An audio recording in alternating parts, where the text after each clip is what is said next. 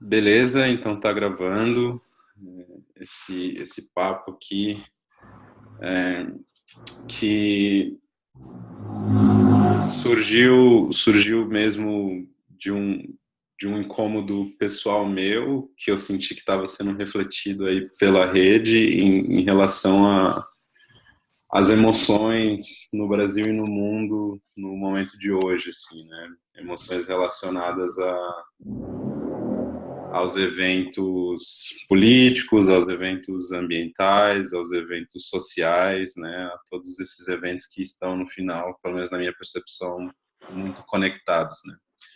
E para essa conversa, né, para dar um chute inicial nessa conversa, eu pensei que seria uma boa convidar o Rodrigo, que é uma pessoa que a Alessandra, né, me conectou com já faz um tempinho, e a Alessandra me falou muito do trabalho dele relacionado ao cuidado emocional e ao autodesenvolvimento, e isso estava sempre na minha cabeça, né, de que o Rodrigo estava ali, de que a gente devia bater um papo, e eu falei, poxa, por que não, né, fazer esse papo agora, que é um momento tão denso, e um momento em que a gente realmente precisa refletir sobre essa dimensão, né, da nossa existência, tanto individual quanto coletiva.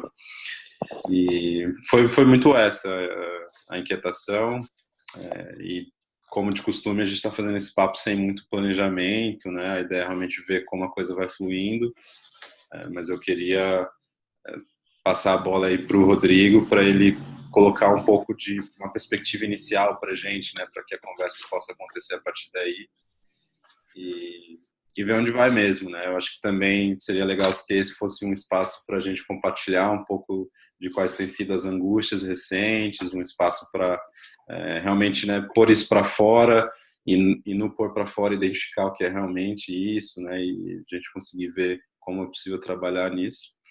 Então, espero que todo mundo se sinta confortável para compartilhar aquilo que faz sentido, né? Mas é isso aí, um pouco do que eu tinha em mente. Então, Rodrigo, obrigado por concordar, bater esse papo. Bem-vindo todo mundo. E quem não está aqui ao vivo, espero que aproveite a gravação também. Valeu.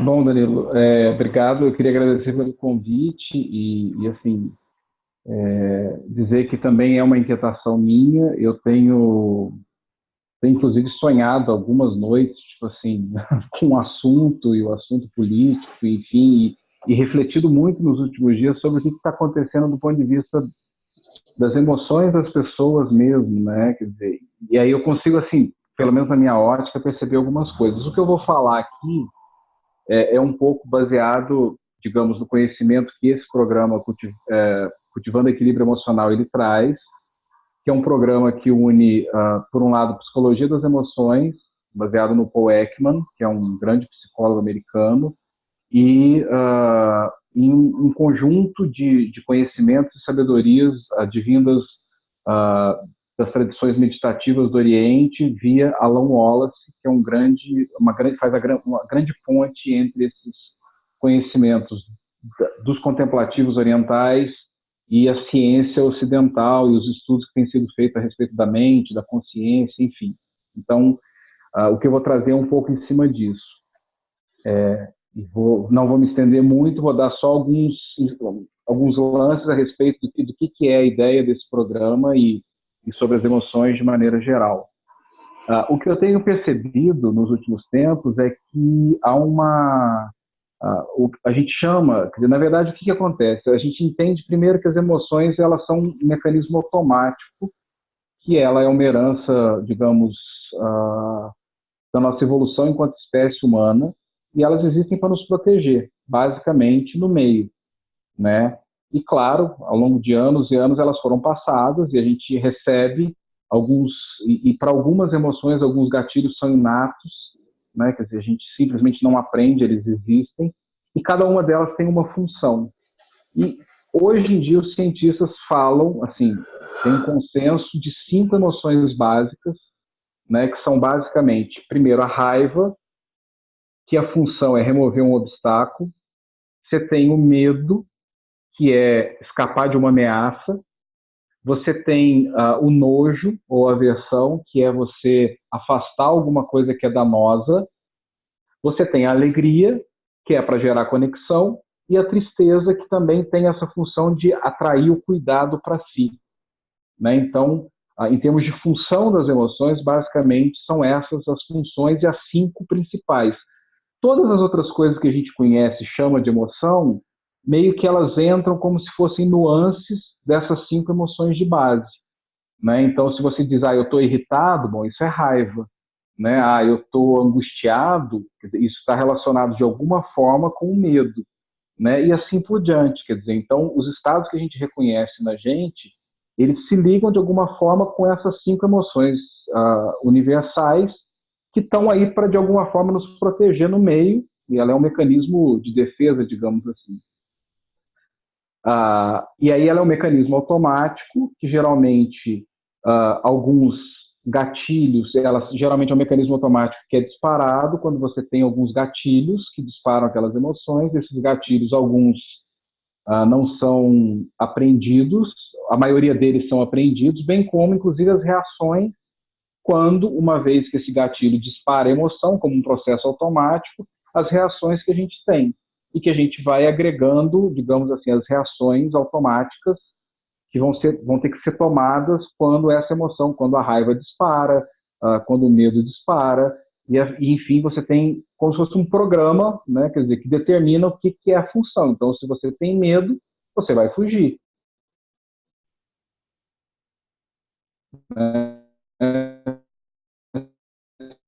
Se você tem raiva, você vai partir para cima para retirar. O dia que mostra, por exemplo, o sangue vai para as mãos, exatamente para você poder fazer um movimento de tirar o obstáculo da frente, por exemplo.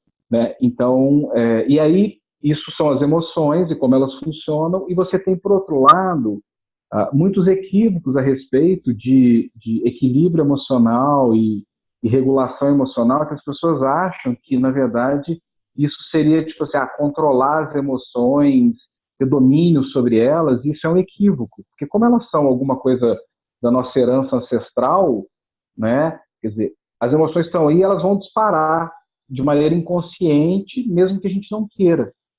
E aí a ideia, a ideia de que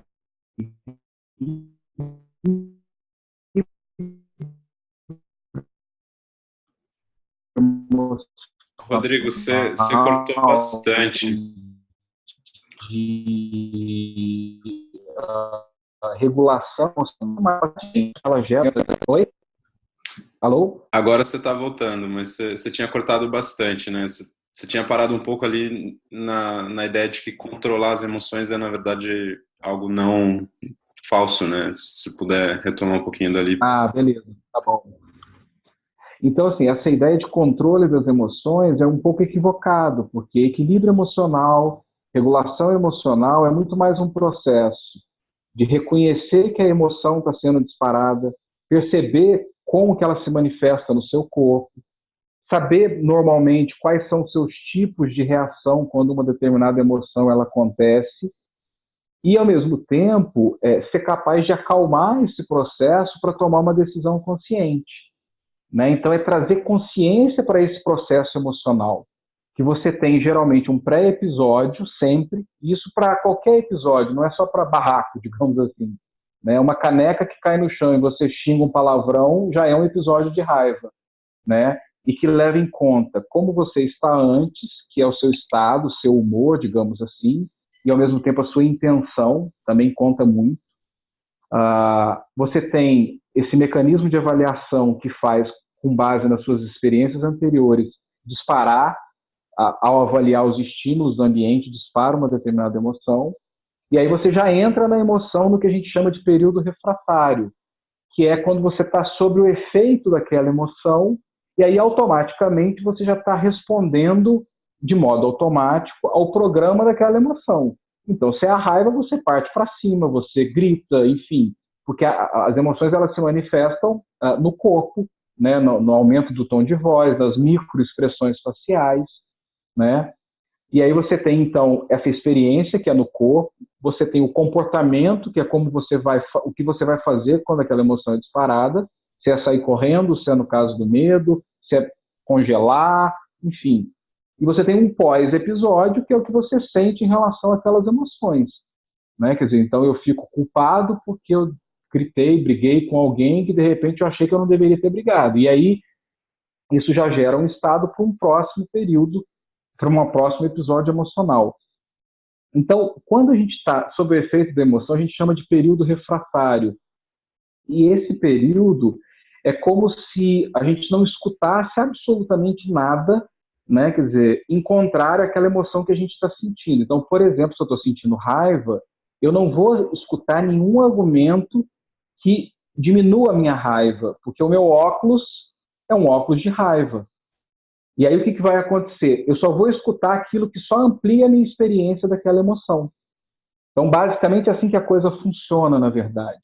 Né? Quer dizer, esse é o processo emocional e como elas acontecem. E elas acontecem no corpo. Então, regulação emocional, equilíbrio emocional é alguma coisa que se constrói, né? Quer dizer, como um processo de trazer consciência para essa manifestação das emoções e o que eu faço com ela. E a grande sacada quer dizer, as pessoas acham que agindo emocionalmente, quando dizem assim, eu sou assim, eu faço assim, porque eu sou assim mesmo, acham que são livres, né? Mas muito pelo contrário, elas são, na verdade, totalmente presas.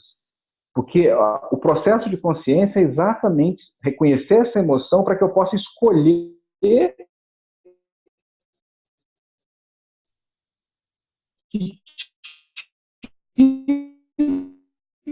tipo de atitude eu vou sair. Quer dizer, claro que tem os conteúdos culturais que às vezes nos impedem ou que restringem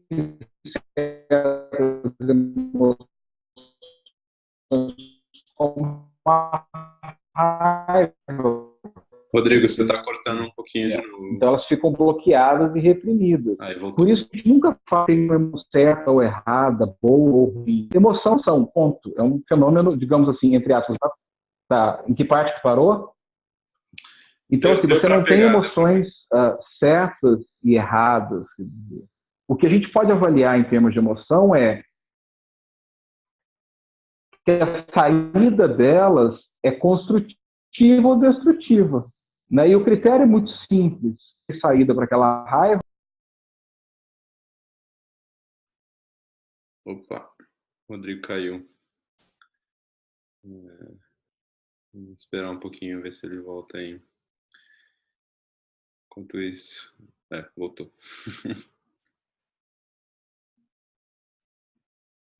Agora eu pelo menos não te escuto, Rodrigo. Deixa eu me ligar de novo. Não, mas eu estou aqui agora foi. Certinho. Agora eu te escuto. Uhum. Aí agora tá rolando. Caiu, agora voltou. Tá. Tá. Tá beleza. Tá. Beleza, acho que a última linha ali de raciocínio que você conseguiu concluir foi em relação a você não poder escolher as emoções que se manifestam, assim, né? E que não tem emoção boa ou ruim. Assim, você pode... O que tem é algo depois que isso acontece, né? Depois que essa emoção se manifesta. Foi mais ou menos ali que foi caindo, ali foi cortando.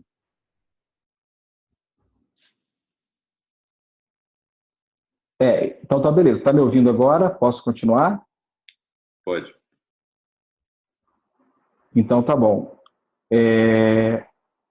Então na verdade, a saída que a gente vai dar para a emoção é que é importante. Quer dizer, se ela vai ser construtiva ou se vai ser destrutiva. E quando a gente fala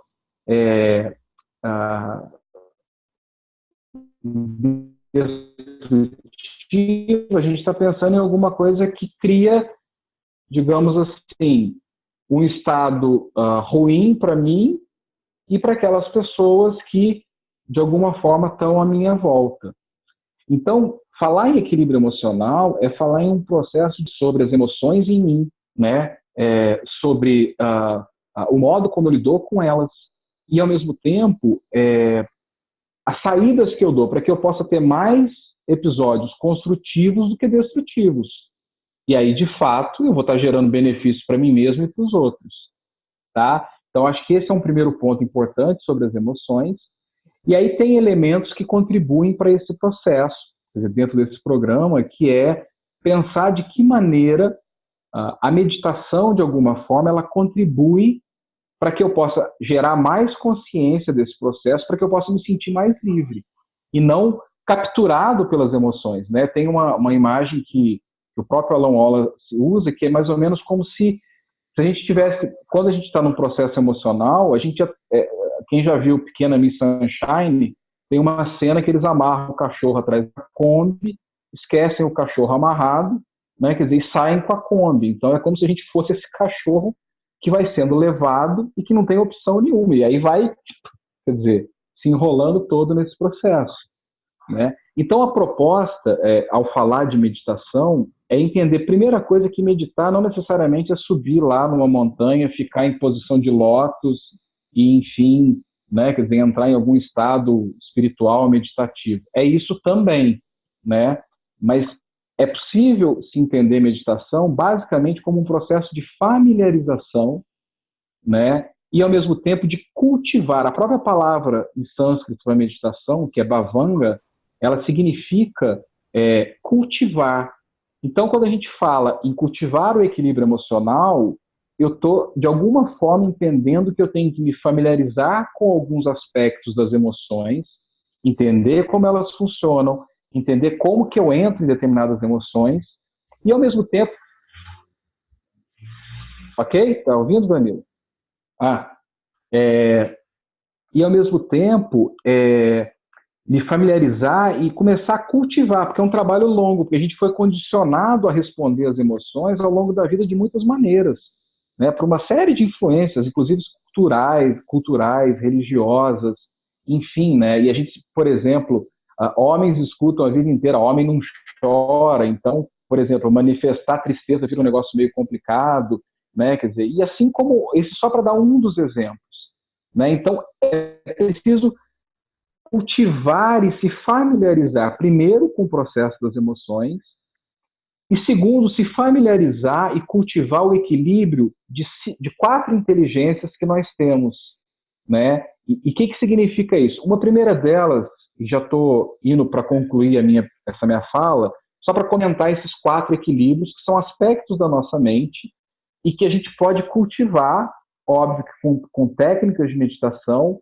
mas também com atitudes muito simples, né, mantendo a nossa conexão mental com algumas coisas. Então, o primeiro deles é o equilíbrio conativo, né? Tem esse nome porque ele tem a ver com a nossa intenção, com a nossa motivação.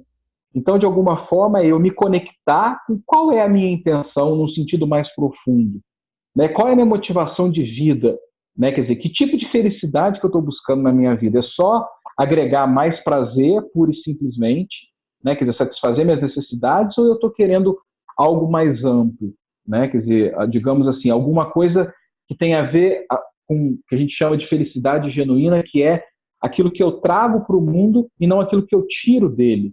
E geralmente a felicidade ligada ao nosso prazer, a gente está tirando alguma coisa. E a felicidade hedônica, a felicidade eudaimônica ou genuína, tem a ver muito mais com aquilo que eu ofereço, né, do que aquilo que eu tiro. Então, um primeiro foco do equilíbrio é cultivar esse equilíbrio conativo, que é cultivar o foco numa felicidade genuína. Então, é oferecer alguma coisa. Segundo ponto, cultivar o equilíbrio da atenção, né? Quer dizer, que é o que hoje está muito em voga, né? Quer dizer, que o pessoal chama de mindfulness, né? Quer dizer, que é essa presença plena. Por que isso? Né? Exatamente pelo fato de que, se eu não estiver atento, eu não vou perceber quando eu estou sendo pego por alguma emoção. Quanto mais eu desenvolvo o meu foco, a minha atenção, e claro, não estou falando de uma atenção que é uma atenção tensa, contraída, né? Eu estou falando de uma atenção que se cultiva com mindfulness,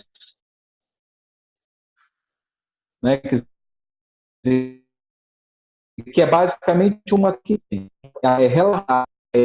Então, viver essa capacidade de estar totalmente presente no agora, para que, por conhecer as emoções e conhecer aquilo que acontece quando eu estou sendo pego por uma emoção, eu possa ter opção de escolha. Perceber que um gatilho disparou uma emoção e assim por diante. Então, é cultivar, né, quer dizer, essa capacidade de presença, de estar totalmente atento e presente. Terceiro ponto é o equilíbrio cognitivo. Quando eu falo em equilíbrio cognitivo, eu estou falando da nossa capacidade de cultivar o modo como eu vejo o mundo, porque isso, falando do ponto de vista da epistemologia, do conhecimento, isso não tem nada de esoterismo, muito pelo contrário, né? Quer dizer, a gente cria a realidade na nossa frente, né? Quer dizer, o modo como eu vejo, os meus referenciais, criam à minha frente a realidade que eu estou vendo, né? Quer dizer, elas vão criar, eu vou ver a realidade conforme os meus referenciais, eu crio uma bolha a partir daquilo que eu tenho como referencial, e que foi o que eu acumulei ao longo da vida. Só que tem um processo muito básico nisso, que é como a mente opera, que todos nós estamos meio que jogados nele, que é o que a gente chama de delusão, que é diferente de ilusão. Né? Porque na delusão, o que acontece? A gente está projetando sobre a realidade o tempo todo, os nossos referenciais. Só que a gente projeta esses referenciais, congela a realidade e acha que a realidade é permanente e só pode ser daquela maneira que eu projeto. Então, isso aqui já é um gancho para a gente entender o que está acontecendo nesse momento, especialmente nas discussões políticas. Né? Então, depois eu vou jogar essa bola para a gente pensar sobre isso. Né? Então, esse é um ponto.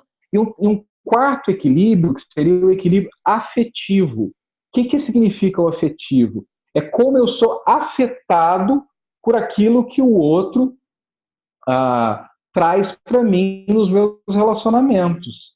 Que, claro, também tem a ver com os meus referenciais. Então, tem a ver com, se eu conseguir mudar o modo como eu olho para o outro, eu mudo a minha relação com ele e, na verdade, eu é que me beneficio. E aí, dentro desse contexto do Cultivando Equilíbrio Emocional, que é esse programa, o trabalho a ser feito são com as 4 qualidades incomensuráveis, que o budismo chama dessa forma, que é, na verdade, primeiro, a bondade ou benevolência, que é aspirar que o outro seja feliz, a compaixão, que é aspirar que o outro se libere do sofrimento, a alegria empática, que é se alegrar com as coisas positivas dos outros que acontecem à minha volta, e a equanimidade, que é talvez uma das mais importantes, que é agir em relação aos outros sem apego e sem aversão. Porque normalmente o que acontece? Eu vou querer que sejam felizes e superem os sofrimentos daqueles que eu gosto, e vou querer que aqueles que eu não gosto, tipo assim, passem os perrenguezinhos porque eu não gosto deles, né? Então, se eu começo a meditar nisso e a aplicar isso, quem é o beneficiado primeiro sou eu. Porque se eu tenho esse olhar, por exemplo, de compaixão para o outro, que é mais que empatia, porque empatia eu vou sentir igual ao outro. Então, se eu entrar na empatia com todo mundo que está sentindo raiva do grupo oposto nesse momento de eleição, por exemplo, né, quer dizer, eu vou começar a sentir como eles. Agora, se eu perceber que tem algo muito maior acontecendo e que, primeiro, as pessoas, e aí agora eu estou fazendo um pouco a minha leitura, estão sendo praticamente absorvidas por 2 emoções básicas. Está todo mundo em período refratário ou com o óculos do medo e da raiva. Né? E talvez do nojo também entrando no meio dessa história. A tristeza também entra, porque tem muita gente ficando triste com esse processo. Né? O que menos tem nesse momento é alegria. Agora, essas outras coisas estão bem presentes. Na minha leitura, especialmente, medo e raiva. Né? E todo mundo agindo por isso, porque não conhece a emoção. Então eu vejo um post lá na internet, eu já quero, quer dizer, porque eu já olho para o outro e sou afetado como alguém que é obstáculo para mim. Se eu aciono, por exemplo, a compaixão, eu posso mudar o meu referencial, né, quer dizer, e não me fundir com essa visão que eu já criei do outro. Que o outro que está do outro lado é um problema, ou que o outro que está do outro lado ele é mau por natureza, ou que enfim, que essa visão dele é equivocada, ele é um equivocado, enfim. E as pessoas estão criando essa projeção sobre os outros e todo mundo está congelando todo mundo, né? Quer dizer, fundido com os próprios referenciais, né? Então a gente está meio que nesse processo de fusão com os nossos próprios referenciais e isso está causando um sofrimento em todo mundo, porque está todo mundo absorvido por essas emoções agindo reativamente e ninguém está percebendo que está sendo tomado pelas emoções. Então, me parece que faz muito sentido nesse momento ampliar nossa atenção, quer dizer, e aí isso significa respirar, pelo menos, né? Quer dizer assim, né? Quer dizer, para trazer essa atenção para aquilo que se está sentindo, porque eu acredito, e aí essa é bem a minha opinião, e se a gente ficar confuso, se a gente ficar desequilibrado, se a gente ficar também tomado pelas emoções, isso não ajuda em nada. Né? Quer dizer, eu entrar numa luta, né? Quer dizer, não ajuda, porque eu só amplio o sofrimento que todo mundo já está vivendo em conjunto. Né? Então, assim, então esse seria algumas ideias a respeito disso. E aí, especialmente, e agora falando para a gente que está aqui nessa interação, como que a gente poderia lidar com isso, né? Me parece que ter um olhar de compaixão para o outro, na medida em que as decisões que ele está tomando é em meio à reatividade de emoções como medo e raiva, então a primeira coisa é que ele está se protegendo de alguma coisa, qualquer outro que for conversar com a gente, né? E ao mesmo tempo ele está também com raiva. Se eu reagir à raiva dele, quer dizer, raiva é gatilho de raiva, não tem solução, né? Então, olhar de maneira mais ampla para os outros e perceber que está todo mundo num processo coletivo de aflição mental e de sofrimento emocional, para nós isso pode ser talvez um alívio para que a gente possa se centrar e poder, inclusive, contribuir de um outro lugar. Porque contribuir entrando nas mesmas emoções que as pessoas estão, eu acho que a gente tem muito pouca chance de fazer uma ajuda de fato efetiva, né? Então, é acalmar a emoção, perceber que ela está aqui, eu conseguir identificar o que eu sinto quando eu estou postando alguma coisa, o que eu sinto quando alguém posta alguma coisa que me desagrada, quer dizer, e ver quais dessas emoções estão me movendo a fazer o que eu estou fazendo. Né? Então, essa é uma primeira coisa. E depois, olhar de maneira mais ampla, porque esse outro que eu estou achando que é o meu inimigo não é. Porque tanto eu quanto ele tá se movendo na mesma frequência da emoção, que é essa emoção de medo e raiva. Né? Quer dizer, e aí ninguém enxerga mais nada, porque aí todo mundo é tomado e aí sem chance para gente. Né? Então, assim, basicamente é isso, Danilo. Eu acho que fiz um resumão geral, né, assim, que me parece apropriado em termos dos conceitos que eu costumo trabalhar. E aí agora a gente pode começar a conversar e trocar mais ideia. Se ficou alguma dúvida, quiser que eu fale mais alguma coisa, você me diz aí que eu trago alguma coisa a mais. Sensacional. Obrigado, Rodrigo. Pelo menos para mim, assim, te ouvir me empodera com vocabulário para descrever várias coisas que eu estava percebendo que eu não sabia descrever, assim, né? Então, por exemplo, uma coisa que você falou, assim, de estar todo mundo, às vezes, né, na mesma frequência de raiva e medo. Isso foi uma coisa que eu percebi que eu coloquei como a mesma narrativa, né? Mas eu acho que a sua colocação ela é muito mais precisa. Assim. Enfim, antes da coisa aí, queria dar uma boa noite também para quem chegou no meio da fala do Rodrigo. A Natália está aí, o Vini está aí, a Amanda está aí. Muito bom ver todos vocês.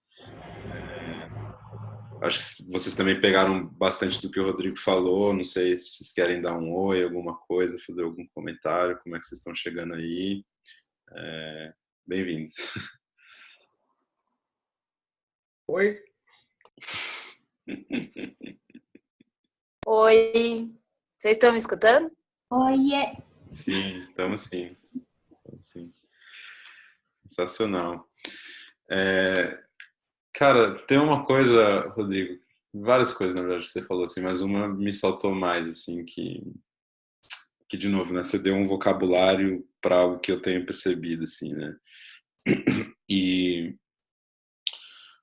em relação ao momento que a gente está vivendo, assim, né, algo que tem sido muito forte para mim é observar os mecanismos de discernimento, né, ou os mecanismos de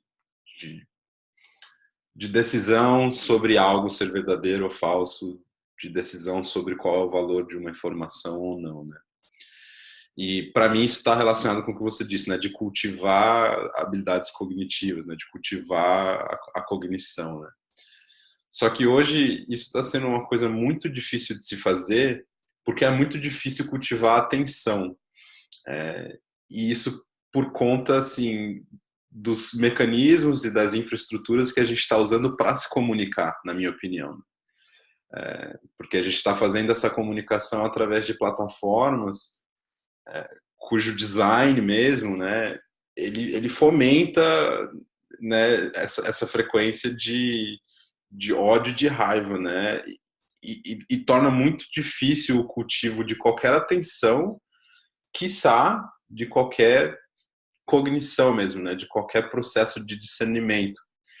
E eu, assim, eu fico olhando isso, e aí eu tento olhar um pouco mais do que está por vir, assim, né, e tem essa intersecção maluca entre inteligência artificial e imagens geradas por computadores, em que, assim, já nas próximas eleições a gente vai estar vendo isso de vídeos, assim, de pessoas que a gente não vai saber ter certeza, discernimento, se esse vídeo foi realmente falado por uma pessoa ou não, assim, sabe? E aí eu entro nesses espirals, assim, e falo, meu, acabou, assim, né? Tudo que a gente entendia relacionado a processo de cultivo de cognição ou a processo de discernimento já não são mais válidos. E não são mesmo, assim, eu acho que agora já a tendência é piorar. E aí eu fico pensando, e aí não consigo não perguntar para você, mas como num cenário como esse, né, cultivar atenção e a partir disso cultivar discernimento mesmo, né? Porque eu acho que essa daqui para frente vai ser uma questão até estratégica, assim, para não só para o seu bem-estar, mas para sua ação nesse mundo, né? Porque no meio de tanta informação que a gente não consegue discernir sobre o que é verdade, o que é inverdade, o que é criado, o que não é criado, né? Fica difícil de você se posicionar, ou pelo menos tem sido para mim assim difícil, não de me posicionar no espectro, né? Enfim, que a gente já entendeu como obsoleto, assim, mas fica difícil de me posicionar como uma pessoa no meio desse furacão, né? Que de certa forma tem que reagir ou tem que pelo menos absorver essa energia que está chegando, né? Como é que você vê isso? Assim? Porque essa tem sido, na verdade, uma questão chave para mim nesse processo todo, assim, né? De discernimento e como isso, né, alimenta outros comportamentos, assim. E eu cheguei até a fazer um outro dia um mapa, uma coisinha assim, em que eu percebi como assim essa falta de discernimento ela acaba, ou pelo menos essa era a minha hipótese, né? Essa falta de discernimento ela acaba fomentando e aumentando incoerências em ação relacionadas à fala, que por sua vez aumentam a desinformação mesmo, né? De uma maneira geral, o que aumenta essa incapacidade de discernimento, assim, né? Então, eu tô com isso muito na cabeça recente, né? Ô Danilo, assim, eu tenho uma ideia a respeito disso, assim, porque o que acontece, né? Quando a gente treina a atenção, né, e vai fazer, seja mindfulness ou shamatha, ou enfim, qualquer processo de treinamento de meditação para cultivar a atenção, um dos pontos principais que estão em jogo é exatamente a não reatividade. E quando você tem uma chuva de informações, uma chuva de estímulos, como a gente tem hoje, a gente está se tornando cada vez mais reativo, né? Quer dizer, então você tem sempre que reagir. Então não tem muita mágica no processo, a não ser fazer alguma coisa que é altamente contraintuitiva, que é exatamente parar, né? Quer dizer, por isso que muitas pessoas não aguentam meditar, talvez, por conta disso, porque é preciso ter essa dinâmica de que não adianta, porque uma atenção tensa, ela não traz clareza, muito pelo contrário, né? Quer dizer, você vai só respondendo a estímulos, né? Quer dizer, então, se você não para e treina esse parar, porque os movimentos sutis da mente, aliás, os movimentos da mente são muito sutis, né? Quer dizer, então, entre um estímulo e uma resposta, em geral, assim, os cientistas dizem mais ou menos que você tem 1/4 de segundo entre um estímulo e você meio que já tem um comportamento relativo àquele estímulo. E aí você imagina que 1/4 de segundo é o tempo que você tem para poder decidir o que você vai fazer realmente de maneira consciente. Então, eu concordo contigo que quanto mais a gente puder cultivar, eu acho que é a chave, né? O Alan Wallace tem um vídeo, depois eu posso mandar o link para vocês, porque é um vídeo super incrível, que ele fala um pouco da importância do cultivo da atenção, que a atenção é a chave, né? Quer dizer, a chave para a gente cultivar pelo menos estados mais equilibrados nossos, para que as minhas atitudes no mundo elas sejam mais conscientes, a gente traga consciência para as ações e para as atitudes e não entre nesse ciclo da reatividade. Né? Então, penso que é um pouco por aí. Né? Quer dizer, é o contra-intuitivo, é o parar. Né? E isso eu tenho lido alguma coisa daquele filósofo coreano que eu até sugeri lá no grupo, né? E ele tem um texto que ele fala que a gente não tem mais capacidade do tédio profundo, porque o lugar da criatividade é esse lugar da contemplação, da meditação, em que você para e se familiariza com esses estados da mente. Então é preciso se familiarizar com esse estado de mente calma, relaxada, estável, para que quando o estímulo venha, você não mova a sua energia automaticamente. Né? Então, assim, eu tenho uma ideia de que a gente está muito para fora, né? E esse nosso mundo nos leva para fora, para fora, para fora, para fora, e as pessoas não fazem o movimento para o mundo interno, né? Quer dizer, que é conhecer os processos mentais, é entender as emoções, né? Quer dizer, digamos, centrado, é como se a gente tivesse, a gente é completamente, a gente faz movimento centrípeto, né? E não, centrífugo, né? A gente tem que fazer um movimento centrípeto, de voltar para cá, de se centrar, né? Quer dizer, porque só para fora você só reproduz estímulo, estímulo, estímulo, estímulo de maneira reativa e não consciente, né? Então é preciso ser contraintuitivo e cultivar. Então é parar, né? Quer dizer assim, por isso que a meditação é uma ferramenta muito bacana, né? Porque ela vai te ajudar a criar as condições para que você observe, né? Porque a gente não observa os nossos estados, nem o que a gente pensa, né? Quer dizer, porque agora eu estou falando com vocês e está todo mundo aqui, todo mundo está passando um monte de coisa na cabeça, né? Várias ideias, vários pensamentos, vários links que estão sendo feitos, quer dizer, né? A nossa mente é talvez a mais poderosa das redes, né? E a gente conhece muito pouco ela, né? Quer dizer, porque a gente não entende como que as coisas vêm, como é que elas chegam, de onde que os pensamentos vêm, como que eles vão, né? E como que eles estão operando, né? Então a gente desconhece, inclusive, o aspecto cognitivo, de que a gente está criando a realidade à nossa frente o tempo todo com aquilo que eu projeto como referencial que eu tenho. Quer dizer, eu entro dentro de bolhas e saio dentro de bolhas o tempo todo, criando essas realidades, né? Assim, sem nenhum tipo de matrix nessa história. É o processo mesmo de cognição da realidade, é essa projeção sobre a realidade e captar esse mundo a partir do meu olhar. Então, por isso que a primeira coisa que eu tenho que fazer é mudar o meu olhar. Né? Quer dizer, então, por isso que eu falei que, por exemplo, a compaixão entra como uma chave importante nessa história. Né? Quer dizer, porque a partir da compaixão eu olho diferente para os outros e vejo que ele também está na mesma confusão mental que eu estou tentando sair dela. Né? E aí isso ameniza o meu julgamento, ameniza o meu congelamento do outro como alguém que é aquilo de maneira absoluta, entende? Sim, sim, faz sentido. Uma coisa que me vem à cabeça agora, que faz um pouco parte desse processo eleitoral também, né, é de que ele é um processo que ele é finito, né, ele tem um período que vai acabar, e dentro dessa finitude alguém tem que ganhar. Então, assim, isso te coloca, ou, né, a posição padrão, né, default, é de combate, né, porque alguém tem que ganhar, né, e dado todas as razões do mundo, as pessoas vão imaginar quem deve ganhar esse embate, né, e a partir daí, em um cenário de quase nenhum cultivo de atenção e cognitivo, você tem a emergência da raiva e do medo, assim. E aí eu me pergunto, assim, é possível você estar fora disso, né? Porque mesmo que você não entre nesse jogo como combatente, vamos dizer assim, né? E aí eu tô falando um pouco de onde eu estou hoje, né?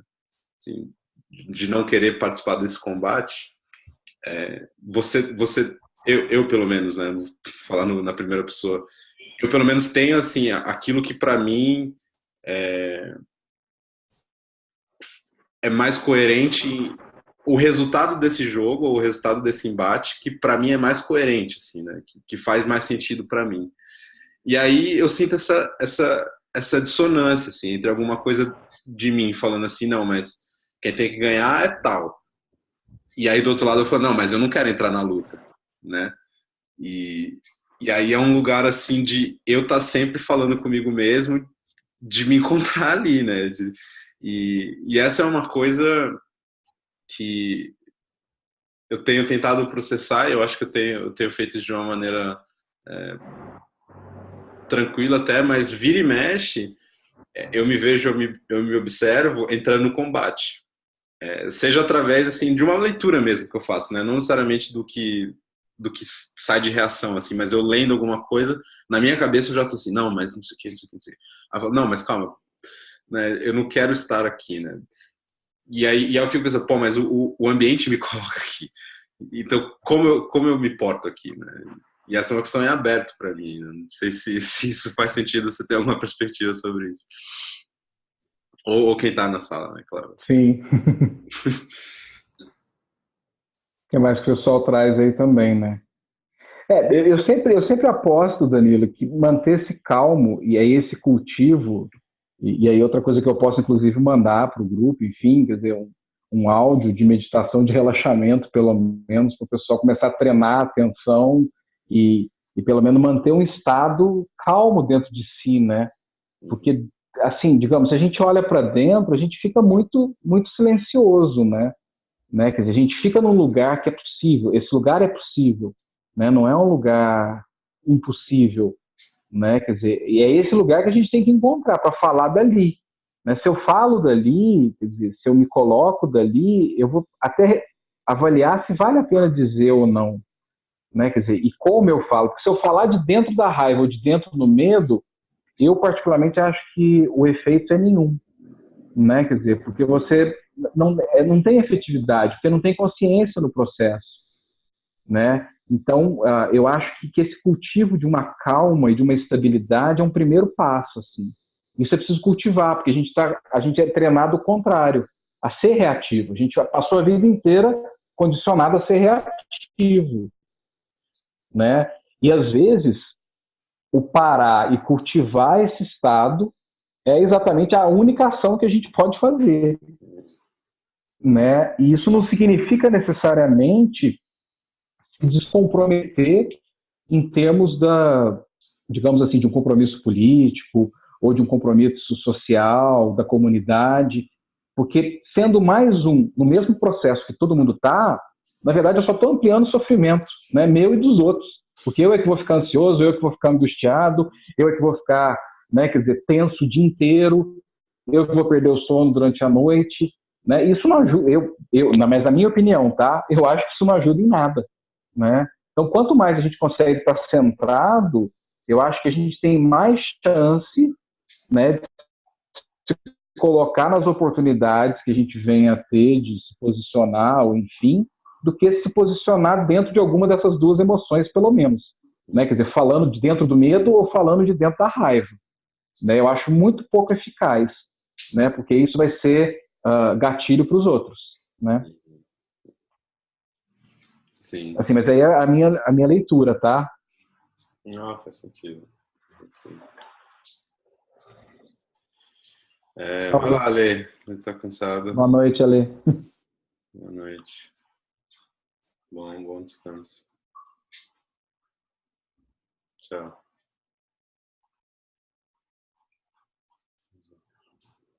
E aí, quem tá por aí?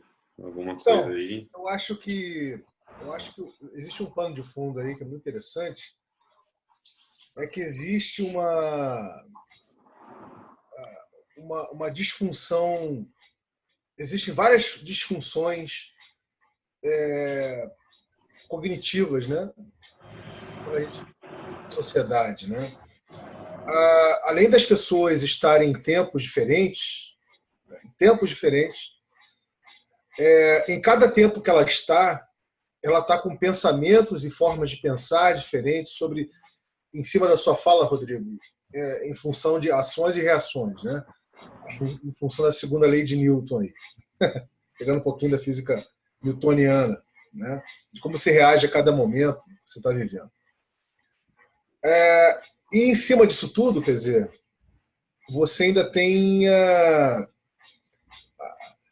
autopressão que você se imprime, a autopressão que você imprime para as coisas que você precisa ou deseja ou se vê obrigado a fazer no dia a dia.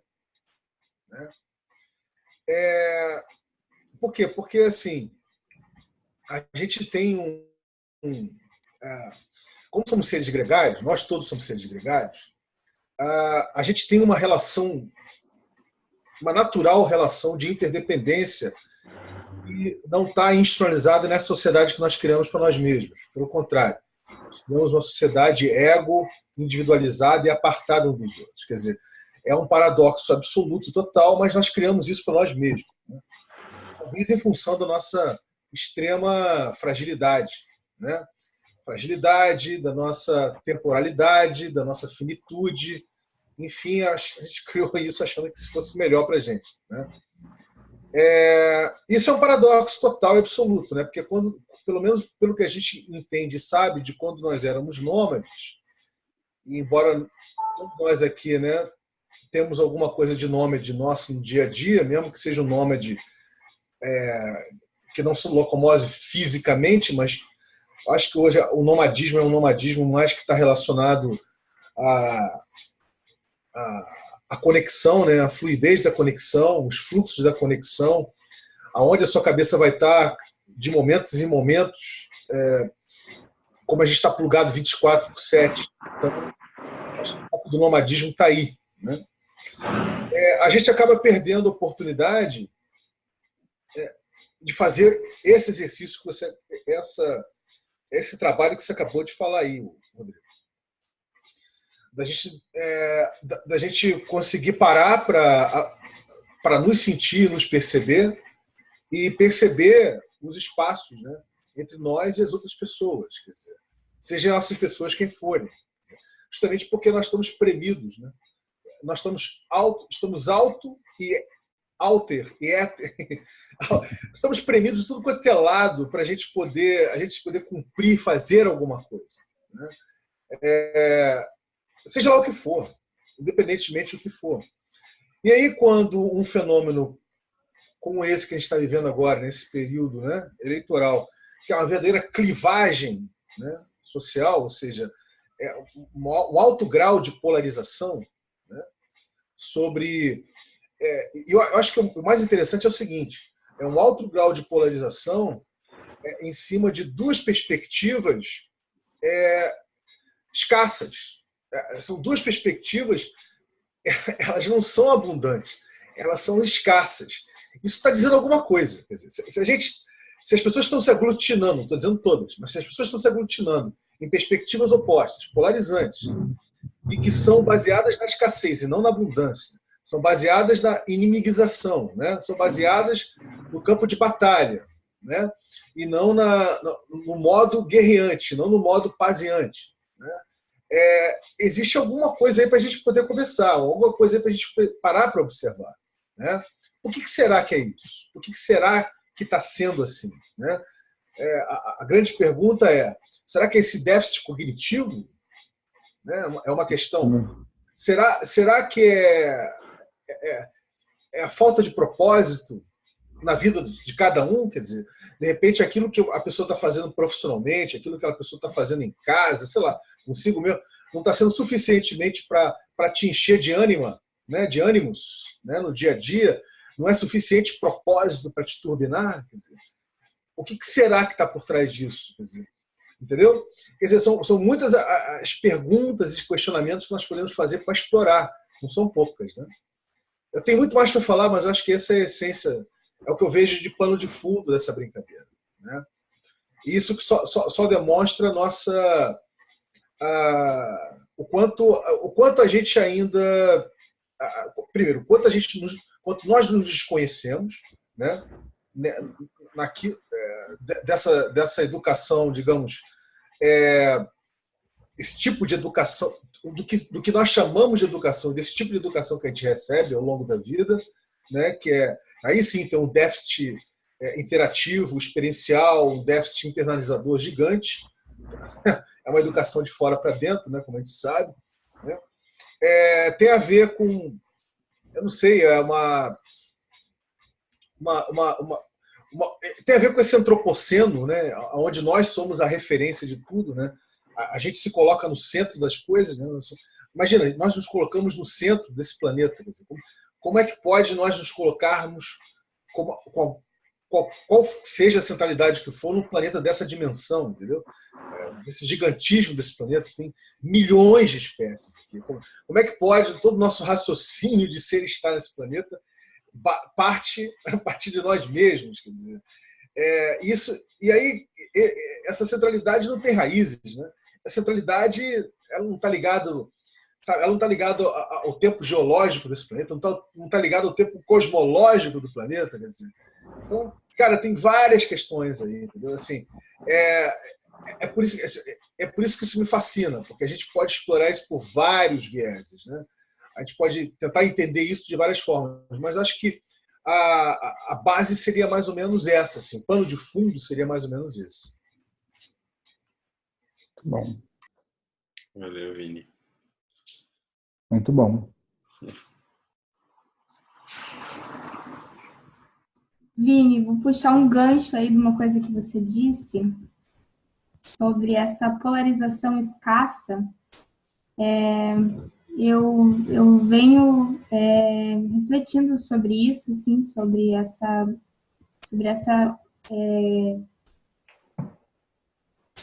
grande exposição de uma oposição bastante clara, assim, e bastante manifestada, né? Muito através do medo e da raiva, mas existe uma oposição bastante clara, assim, que a gente consegue perceber, né? Uma oposição escassa, muito precária, né? Nos seus elementos, nas suas dinâmicas, assim. Eu venho refletindo um pouco sobre isso e até hoje mesmo, assim, eu senti em gravar o material, assim, contextualizando um pouco essa questão dos opostos e no meu entendimento, assim, que está aberto para renovações, mas pelo menos até agora, assim, essa questão da escassez da oposição que nós vemos manifestada, assim, né, pelas pessoas, isso diz muito sobre a nossa escassez de contato interno, justamente com a nossa consciência, que tem raízes a esse cosmos, que tem raízes a esse todo, o nosso contato, né, em grande parte, creio, assim, e embora cada um esteja no seu processo evolutivo, mas de uma maneira geral, acho que nós, como humanos, nós estamos muito distantes, assim, dessa nossa raiz que nos liga ao todo e que contempla, inclusive, a oposição, contempla a multiplicidade. Essa multiplicidade, em primeiro lugar, assim, dentro de nós, dentro da nossa consciência, que contempla o todo, porque o todo é múltiplo, né? O todo, dentro de uma unidade existe essa multiplicidade, isso é da vida. Só que existe um distanciamento da humanidade, de nós todos humanos com relação a isso, né? Às vezes a gente chega um pouco mais perto, a gente tem algumas compreensões, tem algumas experiências, mas a gente está todo mundo caminhando para poder experienciar o que é isso, assim, né? E aí o que eu vejo é que quanto mais distanciamento existe desse múltiplo interno, que muitas vezes nos leva para as nossas sombras, leva a gente para lugares onde a gente não se reconhece e que não tem, que não habitou ainda dentro de nós, que não reconheceu como nosso. Então, aquilo não deixa de existir, né? A multiplicidade não deixa de existir porque a gente não olha para ela. Então, ela se expressa fora. Ela se expressa Eu até estava fazendo uma associação, assim, nesse material que eu gravei hoje, que as civilizações antigas, elas haviam um convívio cotidiano com essa multiplicidade através da mitologia, né? Através dos deuses, dos demônios, que representavam várias multiplicidades, várias energias distintas, energias múltiplas, né? E aquilo era natural de ser convivido com todas as energias múltiplas, de uma forma simbólica, expressos nos deuses, mas que aquilo era uma maneira do ser humano trabalhar a subjetividade, né? Dos nossos ancestrais trabalharem enquanto simbólicos, enquanto conectados a um todo que é múltiplo. Só que a nossa civilização, ela foi nos podando, né? A gente foi nos podando, construindo a nossa civilização, e a gente, ao mesmo tempo que se afastou da nossa vida simbólica, da nossa vida que contemplava esse múltiplo, endeusado, mas que existia esse trabalho com a subjetividade, e uma vida muito mecanicista, muito racional, muito rígida, muito quadrada, muito mecanicista, foi construída assim, né? E é o que nós vivemos hoje, assim. E, consequentemente, um distanciamento desse mundo interno, que é simbólico, que é múltiplo, que nos leva para os nossos próprios deuses, os nossos próprios demônios, assim. Então, a gente é muito infantil mesmo, assim, né? Em reconhecer tudo isso, assim, e quanto mais a gente consegue fazer isso internamente, nos nossos processos pessoais, eu vejo que a gente vai adquirindo uma calma e uma capacidade de lidar com esse múltiplo fora, com as divergências de opiniões, com os múltiplos posicionamentos, com posicionamentos até que tem raiva, que tem medo, e a gente consegue encontrar dentro de nós um lugar de serenidade para poder se relacionar com isso. Quando a gente já foi dentro desses lugares dentro de nós e já teve um relacionamento, né, com os nossos próprios condicionamentos torturadores, fascistas, com os nossos próprios conteúdos preconceituosos, né? Isso, mais do que está fora, na realidade, está dentro de cada pessoa e se expressa nesse todo, né? Então, é isso que eu tô vendo, assim, sabe? Que essa oposição muito marcada que a gente está vendo fora é um reflexo dessa falta de contato interno, dessa nossa multiplicidade. E que se é desse jeito que a gente está vivendo, é porque é desse jeito é através desse jeito que a gente vai aprender. Então, pode ser até mesmo desculpa a palavra, mas na porrada, assim, né? Onde a gente vai sofrer um pouco enquanto humanidade, mas se é assim, então é assim, né? Mas a gente consegue, mesmo nesse fluxo todo, encontrar um lugar de calma mesmo. Eu vejo que isso aqui é o que nos salva mesmo. É um pouco isso que eu tô sentindo.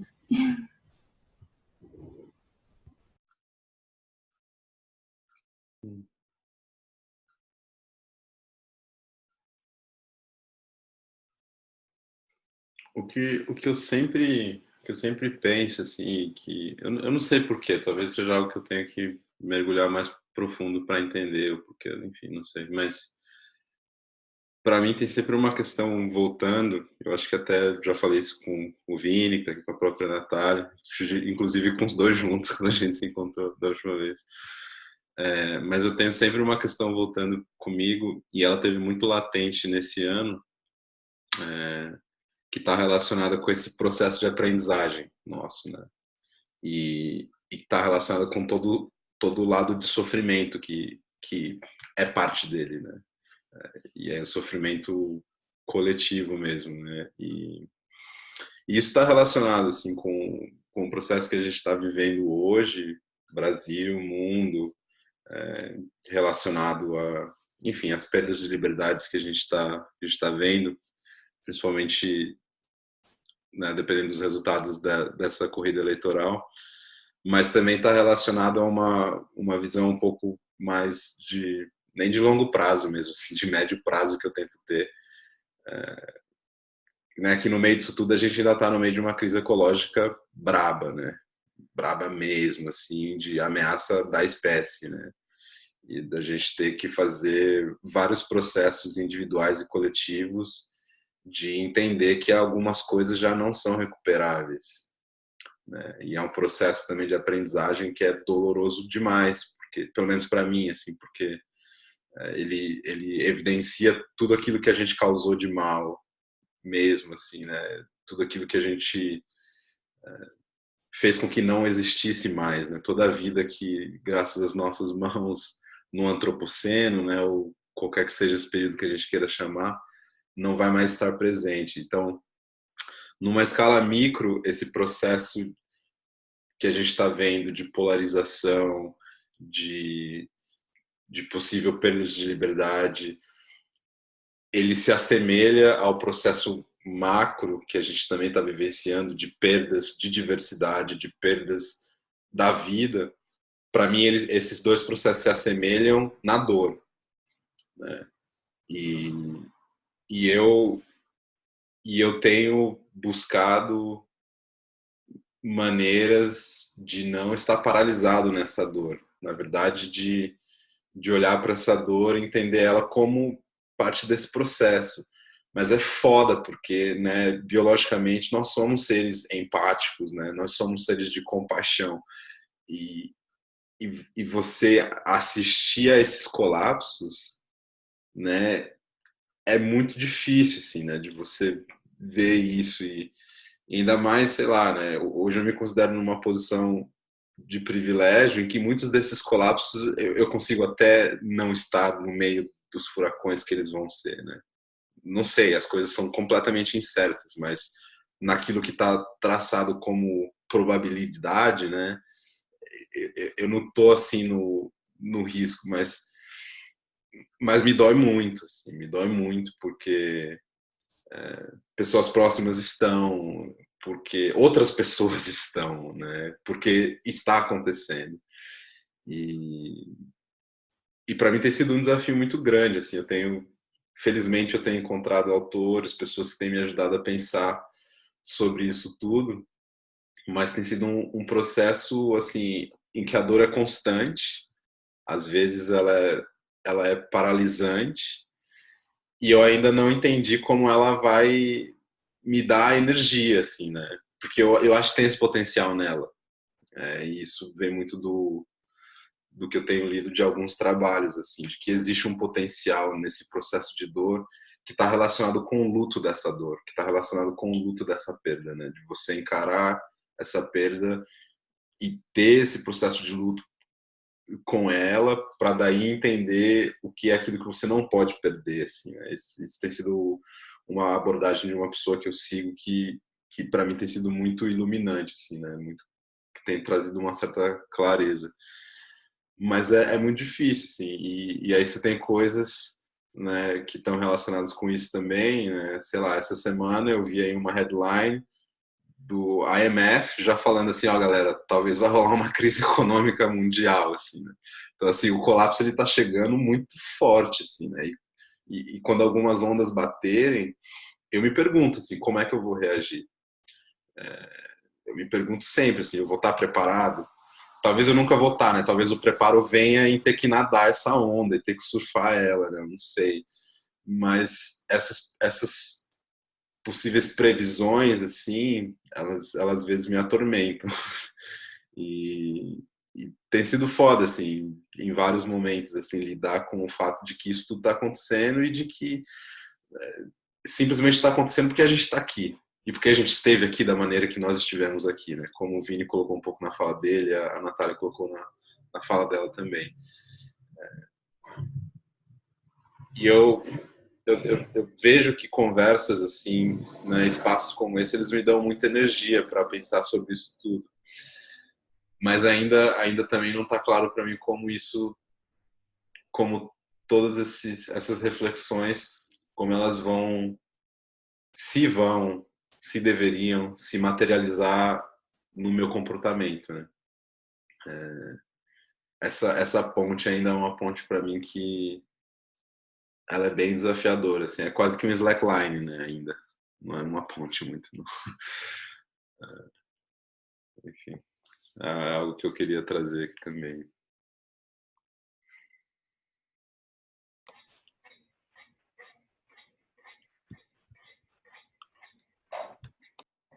É engraçado, né? Porque, assim, ouvindo né, o que vocês falaram e tal, e assim, acho que faz muito sentido para mim o que a Natália falou, né? Essa coisa de reconhecer esses outros lugares que estão dentro da gente, né? E aí, agora, enquanto você falava, Danilo, eu gosto muito do pensamento que as constelações sistêmicas elas trazem a respeito dessa dinâmica, que é essa dinâmica vítima-agressor, né? E que, de alguma forma, todos nós estamos vindo de algum lugar, né? Quer dizer, a vida chegou na gente, né? Quer dizer, de uma série de coisas que foram feitas aí para trás, e é essa vida que chega na gente. Então, certamente todos nós está vinculada, em algum momento de nossas histórias passadas, a vítimas e agressores, né? E há uma tendência, e a gente pode observar isso, que muitas vezes as vítimas, quando tomam o lugar do agressor, elas também se tornam agressores, né? E aí, por isso que o ciclo nunca acaba, né? E uma das soluções possíveis para isso, e é uma solução que traz a força que você falou aí, como é que eu vou lidar com a situação, né? E eu fico olhando, né? Eu fico olhando para essa dinâmica, por exemplo, da política agora no país, e eu só consigo ver o destino comum a que todos nós estamos destinados, né? Quer dizer, nós estamos, independente do que vier, é o destino comum, que no dia seguinte à eleição, vamos ser todos nós no mesmo destino. E que não é uma coisa que talvez que haja culpados, né? Quer dizer, que um grupo seja culpado ou que uma pessoa seja culpada, mas que é uma carga histórica, né? Quer dizer, que a gente vai ter que olhar para ela de alguma forma, né? Quer dizer, de olhar para índios, para negros, para a própria destruição do meio ambiente, enfim. Isso não só localmente aqui no Brasil, mas de maneira geral, né? Essa coisa que o Vinícius também colocou, essa coisa de que há uma coisa global aí. Eu me lembro exatamente o que você disse, mas esse sentido de que ninguém está olhando para essa ecologia, para essa coisa toda, porque a gente escolheu esse modelo, né? Quer dizer, a gente construiu essa cultura, né? Quer dizer, que está fazendo isso. E a gente é fruto dela. Mesmo a gente não tenha feito nada, a gente é fruto porque a vida chegou na gente por pessoas que fizeram isso, que construíram isso. Então, o destino que a gente recebe hoje, ou que ao qual a gente vai estar destinado, né? De alguma forma, a gente também é dono dele, né? E aí, de alguma forma, Danilo, eu acho muito legal isso, porque legal, assim, não que seja legal, mas no sentido de que reconhecer esse luto dá conta, a única solução possível para vítimas e agressores é exatamente o reconhecimento olha, que pena que foi assim, né? Quer dizer, de olhar, né, que assim, quão duro é o fato de que a gente está escolhendo isso, né, e que a gente possa olhar no rosto um dos outros e dizer, que pena, né? Quer dizer, porque nós todos trazemos a vítima e o agressor dentro da gente, de alguma forma, né? E aí olhar para essa dor e ser capaz de viver esse luto é exatamente daí que vem a força. Porque se eu tomar partido para qualquer um dos lados, né, eu vou fazer a mesma coisa que o outro lado faz. Se eu não reconhecer exatamente que há uma perda, e aí eu choro a perda, eu sinto a dor da perda, né, reconheço que aquilo é muito doloroso, mas essa dor me traz força para mesmo assim continuar em frente. Quer dizer, ao destino que a gente vai ser destinado, né, e que a gente também não tem muita escolha sobre ele, né, quer dizer, e que né, quer dizer, no local e no ponto que a gente se encontra, né, seja da história, seja enquanto pessoas, né, quer dizer, porque há alguma coisa que move, né? Por que somos nós aqui nesse encontro, conversando, falando dessas coisas, né? Quer dizer, e pensando nisso? Por quê? Como é que a gente chegou aqui? Né? Quer dizer, Teve uma suíça, que ela é até conhecida, né? Quem estuda psiquiatria, que eu acho que é Elisabeth Kubler-Ross, né? Ela enumerou várias fases do enlutamento, né? Eu peguei aqui uma imagem que pode ilustrar e pode ajudar a gente a fazer essa conversa um pouco mais a miúde. Não sei se vocês estão ligados nisso aqui, ó. Como ela chama, Vini? Fala de novo. Elisabeth Kubler. Kubler. Deixa eu botar aqui rapidinho, peraí. Oi, Vânia. Olá, Natália. Deixa eu botar aqui, ó. Tá aqui, ó. Já botei aqui no chat. Eu tô botando as 5 fases da morte de Kubler-Ross, né? Da Elisabeth Kubler-Ross. A negação, raiva, depressão, barganha e aceitação. Né? O que eu acho interessante nisso aqui é o seguinte, né? Quantas sociedades que nós conhecemos, eu acho que nós aqui conhecemos poucas sociedades que realmente passam por processos de enlutamento, né? E quantos desses processos de enlutamento são processos que realmente fazem a metamorfose cultural dessa sociedade, né? Quantos desses processos, de repente, não estão capturados por uma agenda político-estatista, político-ideológica, político-religiosa?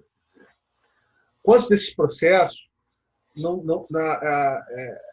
deixam de ser vividos justamente porque foram capturados?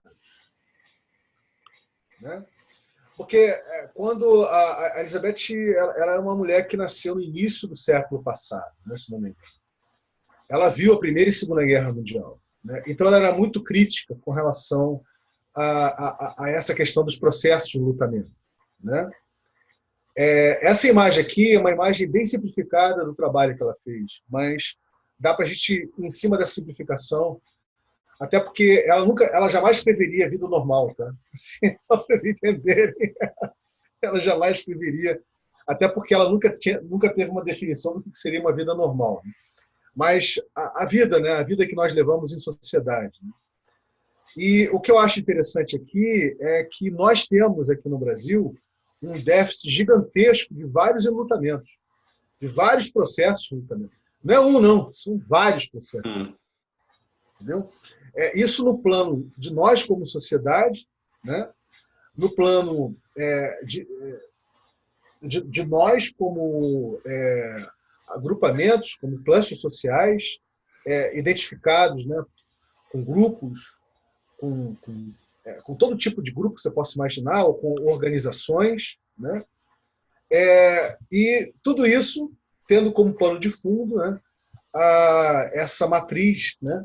Essa matriz hierárquica, patriarcal, né? que nos governa. Né? Então, assim, quantos processos de lutamento não foram suprimidos ou reprimidos? Né? E será que eventos como esse, dessa eleição, né? Dessa eleição presidencial e majoritária e proporcional, será que eventos como esse, de repente, não ajudam a catalisar, acelerar alguns processos de lutamento? Quer dizer, veja, se a gente parar para pensar, eu estou tentando olhar para o lado vazio do copo, tá, galera? Assim, perdão, o lado cheio do lado vazio do copo. Entendeu? Assim, porque no primeiro momento, a gente olhando para o que está acontecendo e muito motivado, né, pelas mídias sociais, dos quais nós estamos bastante conectados, isso por si só já dá um recorte, né? A mídia social não responde com 208 milhões de habitantes, já dá um recorte. Né? Será que, de fato, isso não é uma oportunidade? A gente pode enxergar isso como uma oportunidade, por exemplo, de pessoas que se consideram no campo progressista, vamos dizer assim, né? Fazerem uma autorreflexão, como você estava colocando, Rodrigo, uma autorreflexão. Não, Rodrigo. Exatamente. Uma autorreflexão para avaliar, né, fazer uma avaliação daquilo que ela coloca, digamos, quase que como uma verdade absoluta para a vida dela, né? Será que não é numa dinâmica como essa que aquelas pessoas que deixaram de ter voz política passaram algum tipo de visibilidade para demonstrar, digamos, essas, entre aspas, negatividades, né, moralistas e morais que estão, digamos assim, no fundo do poço, né, do patriarcalismo, né, essa falsa moralidade cristã, as várias falsas moralidades ou essa extrema moralização. Quer dizer, o que eu estou querendo dizer com isso, assim, será que todo esse processo não é uma catarse necessária ou até bem-vinda, né, para que a gente possamos nos queimar em várias chamas e renascer de várias cinzas, entendeu? Assim, isso como um conjunto societário, né? E olha quem está falando isso, sabe, Rodrigo, não é um cara que é ligado a essa questão de Estado-nação e conjunto societário. O nosso querido amigo Danilo sabe bem disso. Mas eu estou aqui fazendo uma reflexão para a gente refletir isso juntos, né? E aí tem essa imagem aí dela, que eu acho muito interessante. O processo, tipo assim, alguma coisa morreu, mas não é comigo. É bobeira, eu estou bem, né? Aí você começa a sentir raiva, mas por que eu? Não é justo. Aí você é culpado por isto, quer dizer, você tende a culpar terceiros, né? Aí a gente entra num processo de depressão. Pô, tô me odiando, cara. Nunca será como antigamente, o mundo perdeu a cor, né? Aí vem a barganha. Vou fazer tudo certo e ganharei, né? Vou fazer tudo. Aí faço qualquer coisa se, né? Até chegar na fase de aceitação. Isso é tudo um processo de lutamento, né? Tinha que ser dessa forma, tudo dará certo, quer dizer, é um desfecho, né? Então eu deixo essa reflexão e essa imagem para a gente poder conversar mais um pouquinho em cima.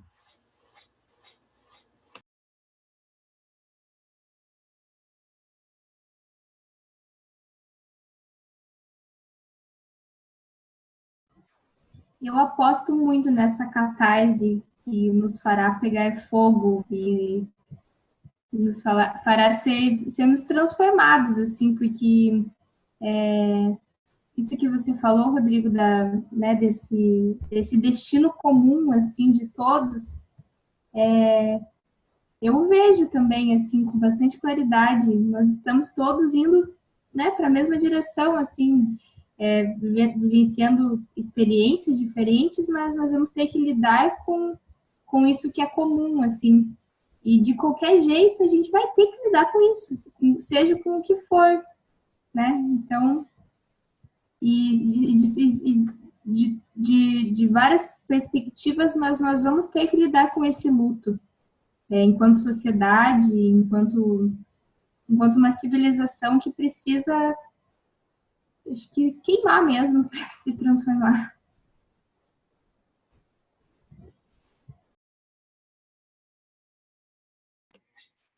Eu até me levantei um pouquinho, estava mais ouvindo, que eu estava assim, numa de relaxar aqui. Mas o que me fez levantar foi quando o Rodrigo falou sobre a questão do reconhecimento. E em seguida o Vini estava mostrando esse slide aí, né, sobre o luto. E apesar de muito doloroso, mas assim, o reconhecimento, eu acho que ele é uma forma de admitir, acho que é um dos primeiros passos para você admitir e reconhecer e viver esse luto. Ele é importante para que tenha essa catarse. No papo que a gente teve no último encontro, lá na casa da Natália, a gente estava conversando, numa conversa com o Guga, justamente sobre a dificuldade em você reconhecer isso quando a gente faz parte da paisagem, né? Porque quando você fala, por exemplo, de um autoritarismo muito forte, como houve no tempo de Stalin, ou mesmo no nazismo, você falar disso de uma distância histórica é uma coisa. Você viver isso, separar isso de ideologias, reconhecer traços autoritários, seja de que lado for, que as pessoas estão muito presas a lados, eu acho que tem sido um exercício mais difícil que a gente percebe assim por parte das pessoas, né? E isso para mim está relacionado um pouco com o que eu coloquei antes, assim, do jogo que está posto, né? Que é um jogo que assim, ele é de batalha de dois lados, né? Especificamente esse jogo agora, de segundo turno e tal. Então, assim, a coisa do confronto, ela se torna mais importante do que qualquer percepção sobre quais são as regras desse jogo mesmo, né? Porque, no final das contas, o autoritarismo, ele dita o que está acontecendo, assim, não importa o lado. Tanto é que as estratégias são as mesmas, assim, se você for parar para ver, né? Estratégia de guerra de informação, enfim, de lidar com isso tudo, assim.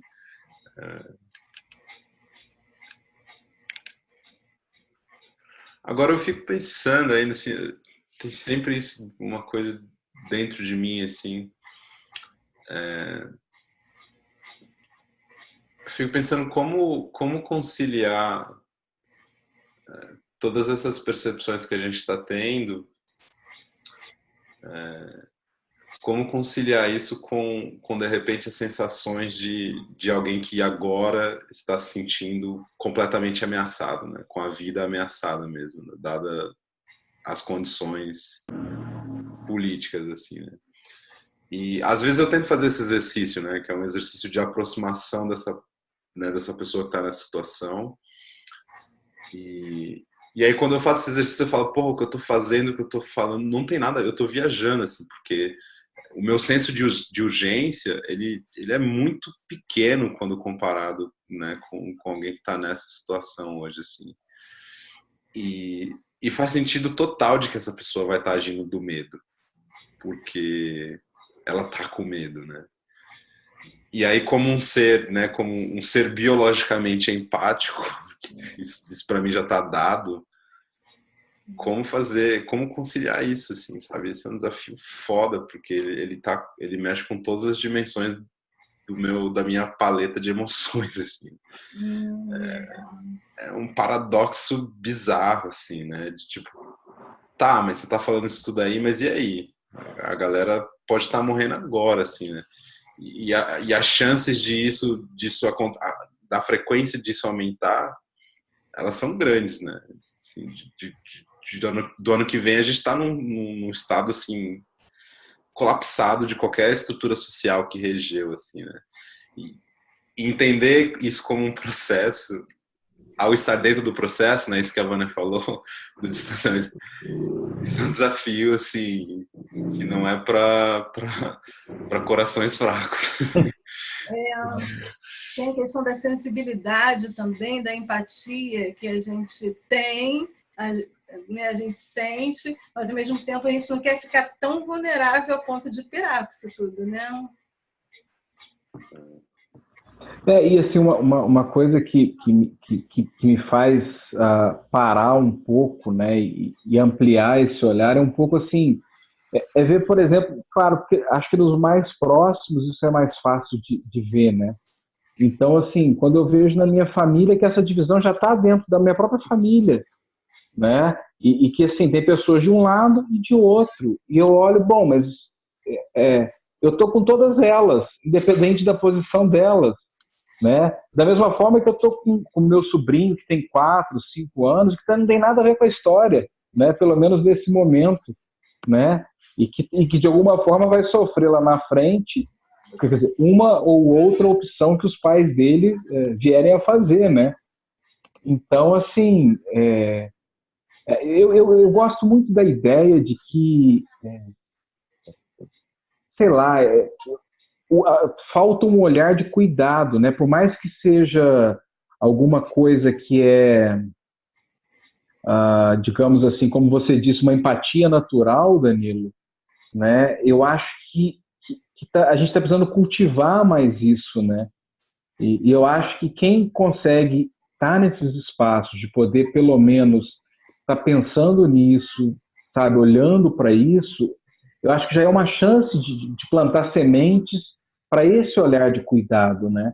Porque mesmo que eu não consiga ter uma atitude pelo menos eu penso assim, né, que seja uma atitude que vá resolver o problema daquele que talvez, por um destino muito maior que a gente não sabe explicar o porquê, está sujeito a passar por uma situação de ser, sei lá, de ter medo, ou seja lá o que for, né?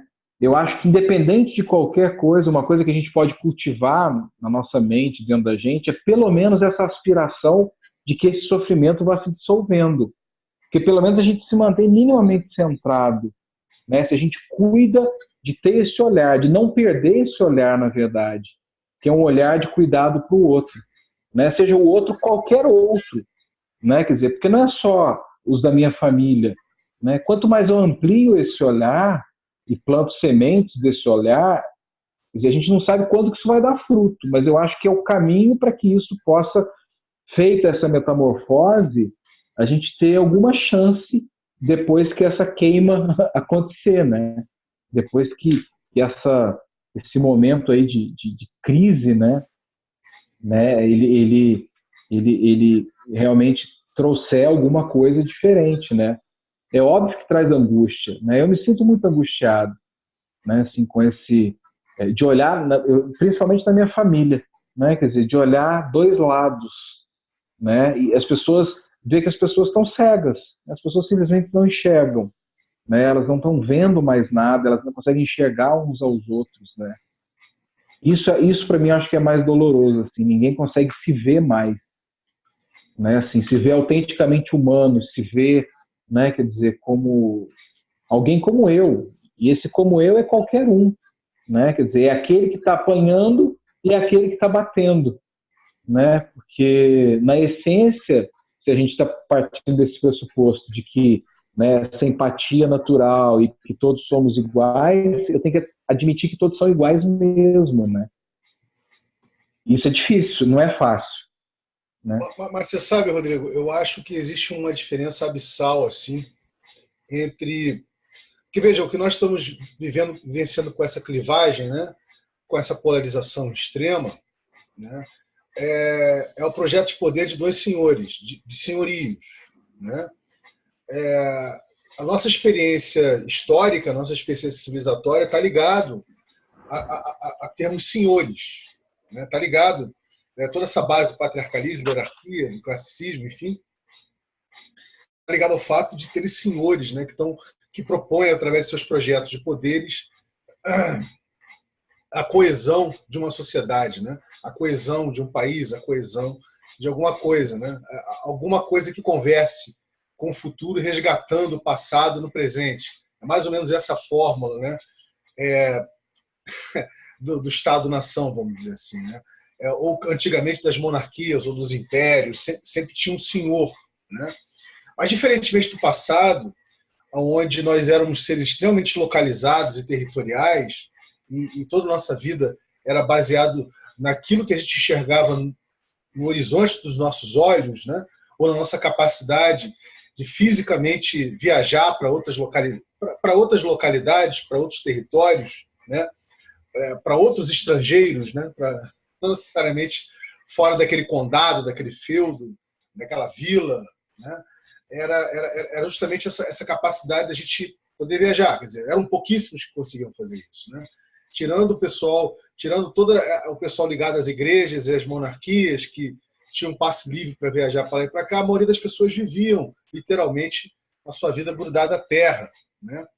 E, obviamente, tinha até uma ligação mais profunda, paradoxalmente, tinha até uma ligação mais profunda com as fases da Lua, né? Tinha uma ligação profunda com a própria natureza, né? com as estações do ano, daí por diante. Mas o que eu quero dizer com isso é o seguinte, diferente desse passado, onde estávamos extremamente limitados cognitivamente, né? a nos perceber como espécie, quer dizer, hoje nós estamos altamente interconectados, né? Nós temos um grau de interconexão muito forte, né? E apesar de a gente ter essa clivagem hoje aqui que a gente está vivendo, eu pelo menos, isso é uma das conversas que eu tenho bastante com o Danilo, pelo menos eu percebo que nós não estamos mais ilhados, né? Não estamos mais ilhados, não somos apenas 208 milhões, uma grande ilha que está navegando pelo Oceano Atlântico, entendeu? Estamos isolados de tudo e de todos. Não, pelo contrário. Estamos interconectados com múltiplas realidades, né? Múltiplas linguagens, múltiplas culturas, né? Com múltiplas formas de ser e estar. Isso enriquece, de alguma forma, direta ou indiretamente, o nosso repertório, né? Então, por exemplo, você acabou de falar, eu vou dar um exemplo prático da minha família. Também, obviamente, na minha família tem esse fenômeno que a gente está conversando aqui, né? De pessoas que estão pendendo para um lado e pendendo para o outro, certo? Pendendo para um lado e para o outro. Quer dizer, uns de forma mais aguerrida, né? Quase militante, vamos dizer assim, outros não, né? Mas eu também começo a enxergar, quer dizer, mas eu também começo a perceber, no meio dessa clivagem, dessa polarização, que existe um monte de gente questionando tudo, inclusive o próprio projeto de poder de ambos os lados, né? Então, se você pegar, por exemplo, factualmente, Danilo, a eleição do primeiro turno, o segundo colocado na eleição foi o ninguém. Ou seja, o segundo colocado, primeiro foi o Bolsonaro, o segundo foi o ninguém, e o terceiro lá embaixo foi o Haddad. Ou seja, existe um volume gigante de pessoas que está questionando o projeto de poder, o sistema como ele está. Um monte de gente que não acredita mais no que está aí. A gente não pode deixar em consideração, a gente não pode deixar de levar em consideração o espectro de frequência e vibrações dessas pessoas, que não são poucas pessoas. Nós estamos falando da casa de milhões de pessoas, dezenas de milhões de pessoas, né? Quer dizer, então a gente não pode deixar isso de fora, né? Quer dizer, e que, segundo está sendo falado, está sendo comentado, é bem possível que esse número aumente, né? Agora no segundo turno. Que vai ter um monte de gente que vai exercer, digamos, a democracia representativa fazendo a não escolha, ou seja, o que eu chamo de não voto desobediente. Por quê? Porque não quer, não deseja vivenciar nenhum desses projetos de poder ligados a esses senhores. Correto? Que já vem fazendo uma reflexão de pensar isso de outras formas, né? E o que eu estou ilustrando, eu estou dando esse tipo de ilustração para dizer que esse terror que está sendo criado em boa parte pelas militâncias de ambos os lados, que diz respeito a conseguir, né, conquistar o pleito, né, conseguir um dos projetos de poderes, o presidente, vamos dizer assim, sabe, Danilo, é artificialmente manipulado. Ou seja, não é uma clivagem natural porque eu sou moralista e você é progressista. Não, isso já existe na sociedade do dia a dia. Quantos de nós em família aqui não lidamos com parentes, com amigos, né, que parece ter uma moralidade do século XVIII, né? O cara fala como um monarquista, vamos dizer assim, né? Eu tenho saudade de Dom Pedro II, né? Então, assim, todos nós vivemos isso, né? A gente não pode esquecer que existem outras vibrações, outras cores, outras ações. Nós não estamos isolados. Ou seja, em meio a essa emergente complexidade, as pessoas estão fazendo todo tipo de reflexão. Elas já se sentem presentes em várias partes desse planeta em tempo real, né? Então, eu acho que isso é um elemento importante, né? Veja, eu não estou dizendo que todo esse processo de metamorfose que eu estava comentando, né, de queima, de fênix, de renascimento, ele é muito importante. Esses processos de lutamento são importantes, mas ele não faz parte desse todo. Ele não é o todo. Ele é uma parte de um todo muito mais complexo. Isso eu queria só agregar nessa brincadeira aqui nossa, nessa conversa nossa.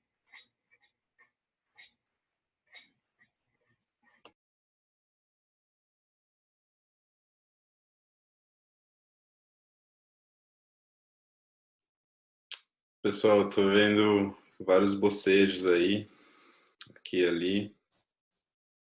Será que a gente interpreta isso aí como sinais aí de um movimento também de finalização desse encontro? Eu não sei quem está por aí e tem estado na escuta, se está sentindo de compartilhar algo, Marinês, Stephanie, a Silvia.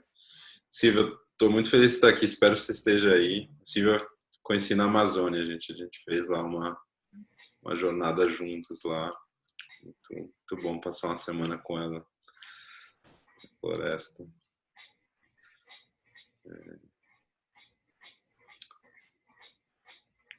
Bom, se não, eu diria que já, pelo menos eu já estou sentindo aqui o corpo querendo realmente um descanso e um cuidado.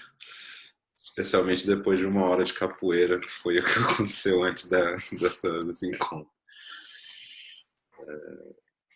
Mas, pô, gratidão, assim, enorme de ter esse espaço de conversa.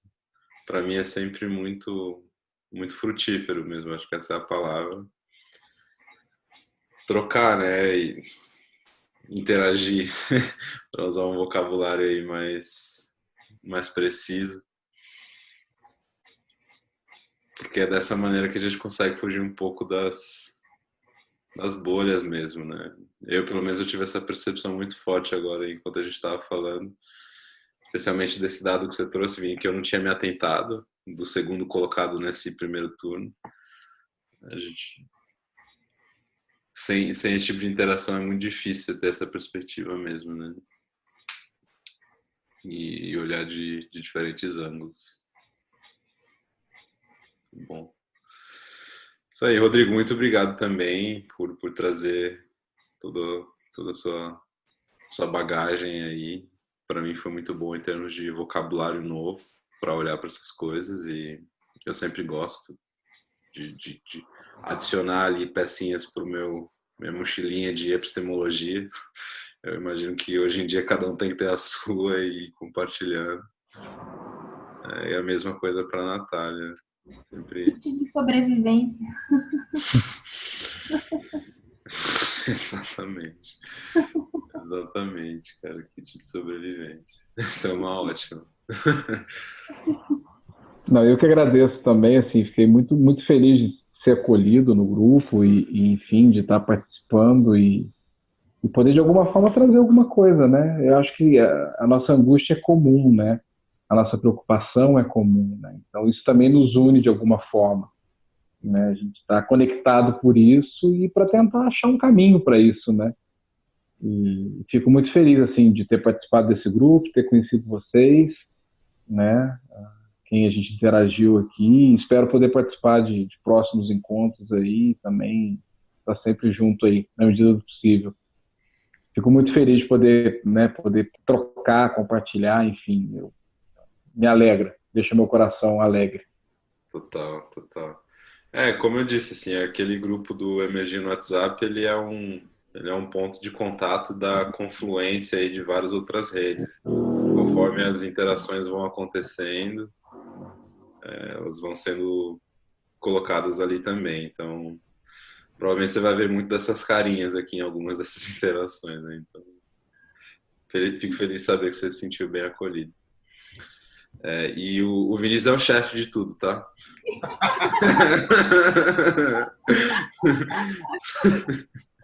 O pessoal me apelidou de Prembaba na barba.